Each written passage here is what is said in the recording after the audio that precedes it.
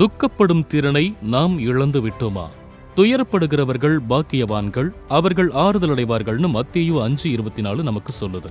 தர்யாங்கிற இளம் பெண் இருட்டுல உக்காந்து தன்னோட சின்ன குழந்தைய கட்டி பிடிச்சுக்கிட்டு அழுது புலம்புனா. அவ அழுதுகிட்டு இருந்தா. அதாவது அவ அபார்ட்மெண்ட் மாதிரியே இருந்த இன்னொரு அபார்ட்மெண்ட்ல ஏவுகணையால தாக்கப்பட்டதால குழந்தைங்க உட்பட 40 பேர் இறந்திருந்தாங்க.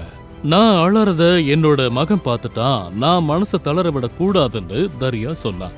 இந்த இளம் தாய் போற சந்திச்சே ஆகணும், கவலைப்படுறதுக்கு இப்ப நேரமே இல்லை. நாம இந்த சூழ்நிலைய கவனிக்கணும். தினமும் நைட் செய்திகள்ல குற்றங்கள், போர்கள், பஞ்சங்கள், கொலைகள், அப்புறம் இயற்கை அழிவின் படங்கள் நமக்கு தரப்பட்டுச்சு.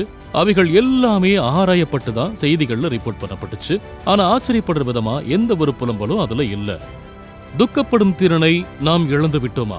வாழ்க்கையின் வலிய போக்க நாம வேலை, டிவி, போதைப் பொருட்கள், மது, அதிகமான உணவு உண்ணுதல், பரபரப்பான வேலை, அப்புறம் ஆரோக்கியமற்ற உறவுகள் இப்படின்னு சொல்லப்போனா எதை வேணும்னாலும் நாம பயன்படுத்துறோம். இது பைபிள் சொல்ற விஷயங்கள் கிடையாது. அங்க மக்கள் துக்கத்தை கிழிந்த உடைகள் அப்புறம் சாம்பல் மூலமா உடல் ரீதியா வெளிப்படுத்துறத பார்க்கலாம். சொல்லப்போனா இயேசு இந்த பூமியில இருந்தப்ப தம்மை மரணத்தினின்று ரட்சிக்க வல்லமையுள்ளவரை நோக்கி பலத்த சத்தத்தோடும் கண்ணீரோடும் விண்ணப்பம் பண்ணி வேண்டுதல் செய்தார்னு பைபிள் வசனம் சொல்லுது.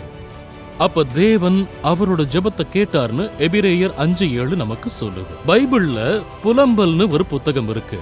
புலம்பல் சங்கீதங்கள்ல ஒரு பொதுவான வகையாகும். இன்னும் சொல்ல போனா சங்கீதம் 31 தாவீது புலம்புறான், எனக்கு இரங்கும் கர்த்தாவே, நான் நெருக்கப்படுகிறேன், துக்கத்தினால் என் கண்ணும் என் ஆத்துமாவும் என் வயிறும் கூட கருகி போயிற்று, என் பிராணன் சஞ்சலத்தினாலும், இதுதான் அவனோட புலம்பலாகும், என் வருஷங்கள் தவிப்பினாலும் கவிழ்ந்து போயிற்று. சங்கீதம் 31:9-10 அவன் சொல்றான்.